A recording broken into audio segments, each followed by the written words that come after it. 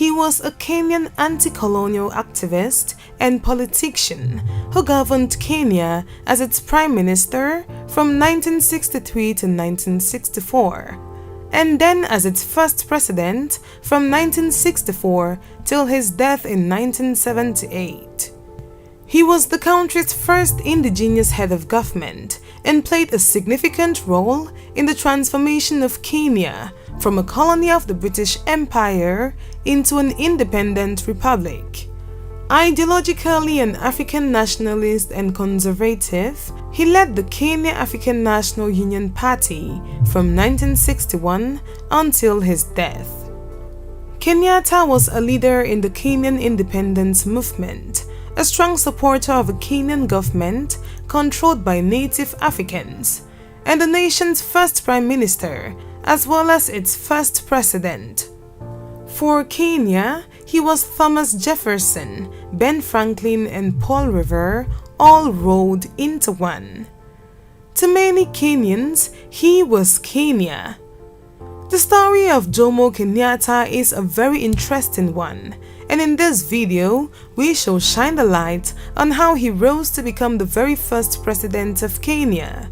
But first, if you're new here, welcome! Be sure to subscribe and turn on notifications so you don't miss any of our videos. The first thing we'll be looking at is the early life of Jomo Kenyatta. Jomo Kenyatta was born as Kamau to parents Moigoi and Wamboi. His father was the chief of a small agricultural village in Kiambu district, one of 5 administrative districts in the Central Highlands of British East Africa, now Kenya. Kenyatta's dad died when he was very young, and as custom dictated, he was adopted by his uncle Ngengi, who changed his name to Kamau wa Ngengi. His uncle also took over the chiefdom and claimed his mother as wife. After Kenyatta's mother died during childbirth, he moved to live with his grandfather, Kungu Mangana, who was noted as a medicine man in the area. Around the age of 10, suffering from an infection, Kenyatta was taken to the Church of Scotland Mission at Thogoto, where a surgery was successfully carried out. Kenyatta was impressed by his first exposure to Europeans and was determined to join the mission school. He paid the school fees by working as a houseboy and a cook for a nearby white settler. Next, we'll be looking at British East Africa during World War I. In 1912, having completed his mission school education, Kenyatta became an apprentice carpenter.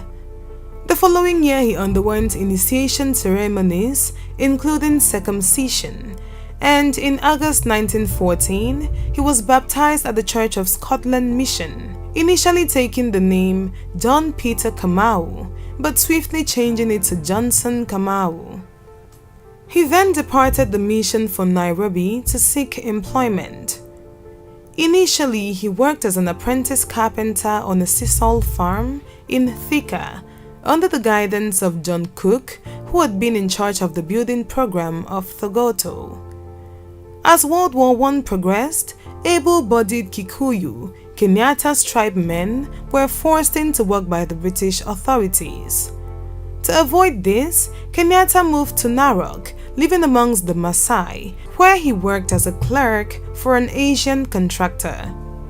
It was around this time that he took to wearing a traditional beaded belt known as Kenyatta, a Swahili word which means light of Kenya.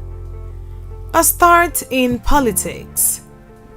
Kenyatta worked as editor of the Kikuyu Central Association KCA Journal between 1924 and 1929, and by 1928 he had become the KCA's General Secretary, having given up his job with the municipality to make time. In May 1928, Kenyatta launched a monthly Kikuyu language newspaper called Migwithania, a Kikuyu word meaning he who brings together, which was intended to draw all sections of the Kikuyu together. The territory's future in question. Worried about the future of its East African territories, the British government began toying with the idea of forming a union of Kenya, Uganda, and Tanganyika. Whilst this was fully supported by white settlers in the Central Highlands, it would be disastrous to Kikuyu interest. It was believed that the settlers would be given self-government and that the rights of the Kikuyu would be ignored. In February 1929, Kenyatta was dispatched to London to represent the KCA in discussions with the Colonial Office, but the Secretary of State for the Colonies refused to meet him. Undeterred, Kenyatta wrote several letters to British papers, including The Times. Kenyatta's letter published in The Times in March 1930 set out 5 points: the security of land tenure and the demand for land taken by European settlers to be returned, improved educational opportunities for Black Africans, the repeal of hurt and poll taxes, representation for Black Africans in the Legislative Council, freedom to pursue traditional customs such as female genital mutilation. He returned to Kenya on 24 September 1930, landing at Mombasa. He had failed on his quest for all except one point: the right to develop independent educational institutions for Black Africans. Representing the Kikuyu. Kenyatta had achieved the goal with the move to independent African educational institutions, although they were still opposed by the colonial authorities. He had also set in motion the pattern for his future opposition to colonialism. In May 1931, Kenyatta once again left Kenya for London to represent the KCA before a parliamentary commission on the closer union of East Africa, and once again he was ignored, this time despite the backing of liberals in the House of Commons. Kenyatta headed north to Birmingham and enrolled at the college for a year. Kenyatta would stay away from Kenya for the next 15 years. Having completed his course in Birmingham, Kenyatta returned to London, and in June 1932, he testified to the Maurice Carter Kenya Land Commission on behalf of Kikuyu land claims. The report, which was not published until 1934, resulted in some of the appropriated territories being returned to the Kikuyu. But in general, the White Highlands policy of the colonial administration was maintained, restricting the Kikuyu to reservations.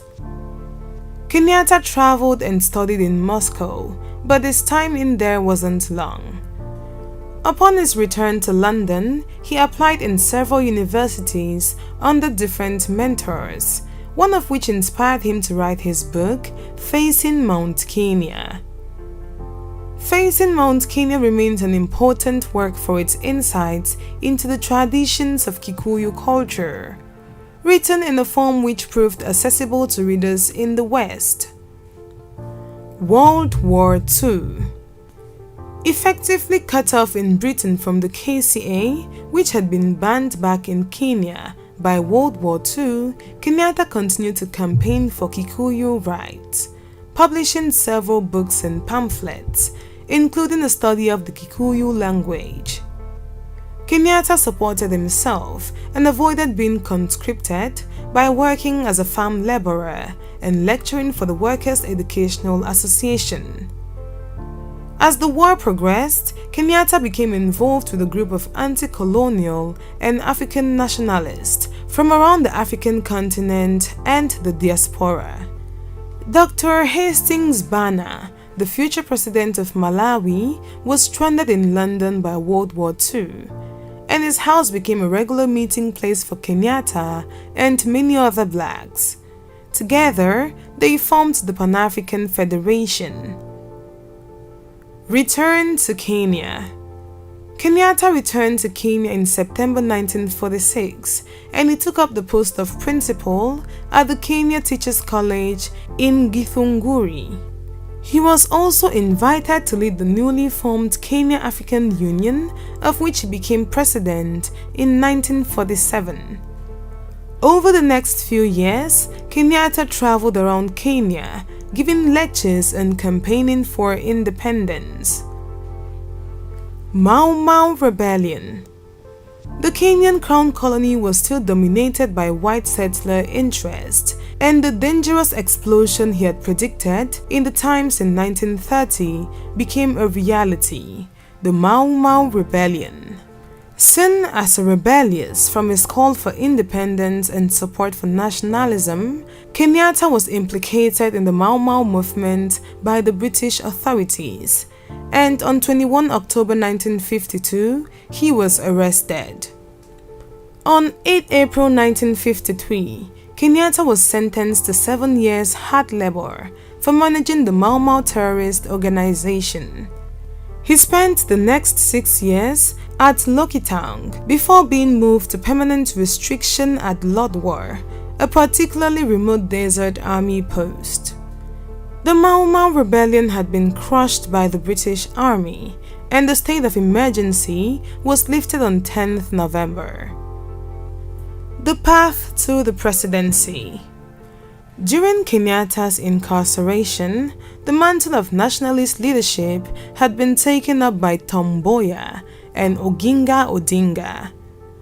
Under their guidance, KAU merged with Kenya Independent Movement to form a new party, the Kenya African National Union, or KANU, on 11th of June 1960. Kenyatta's 15-year stay away from Kenya had proven beneficial. He was seen by much of the black population of Kenya as the one person who was free from the ethnic bias and factional infighting of the new political parties. Mboya and Odinga arranged for his election as president of KANU while he was still under house arrest and campaigned for his release. On 21 August 1961, Kenyatta was finally released on the condition that he didn't run for public office. Independence for Kenya.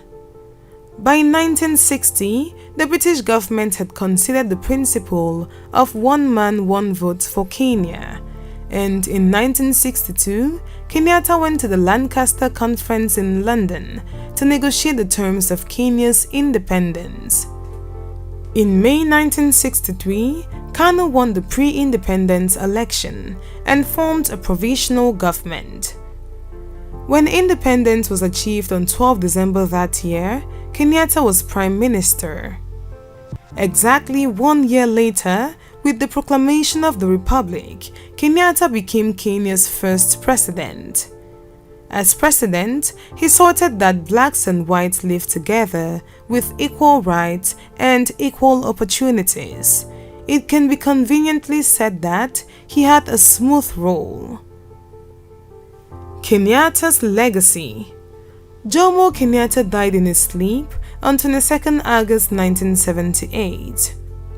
Daniel Arap Moi took office as Kenya's second president and pledged to continue Kenyatta's good work under a system he called Nyoyo, a Swahili word for footsteps. Kenyatta maintained a friendly relationship with the West despite his treatment by the British as a suspected Mau Mau leader. Wives and children. Kenya's first president Jomo Kenyatta married 4 wives: Grace Wahu, Edna Clark, whom he married while he was in Britain, Grace Wanjiku, and Mamanjina. His children included President Uhuru Kenyatta by his 4th and youngest wife, Ngina. Little is known about Kenyatta's other wives and children. His eldest son Peter Muigai Kenyatta by his first wife Grace Wahu was born in 1920 and died in October 1979, barely a year after his father's demise, on August 22, 1978. Peter Muigai Kenyatta was a prominent businessman in his own right and followed his father's footsteps into politics, getting elected the MP for Juja, a constituency neighboring that of his father's Gatundu constituency. His father subsequently appointed him Assistant Minister for Foreign Affairs. Muigai featured evidently in his father's state funeral in 1978, accompanying the ceremonial gun carriage that transported the body to its last resting place at Parliament grounds, drawn by uniformed army officers. It was said the carriage was the same one that had carried wartime British Prime Minister Winston Churchill's body 13 years earlier. Kenyatta's second child was Margaret Rose Wambui Kenyatta, born in 1928. Margaret, who died in 2017, was Kenyatta's favorite daughter and was elected the first and only woman mayor of Nairobi in 1970, after 4 terms as councillor for Dagoretti ward in Nairobi. There you have it, explorers, the history of Kenya's first president, Jomo Kenyatta. Let us know of any other historical icon you want us to cover in the comment section. Please do not forget to subscribe to our channel and turn the notification bell on so you don't miss out on any of our new uploads.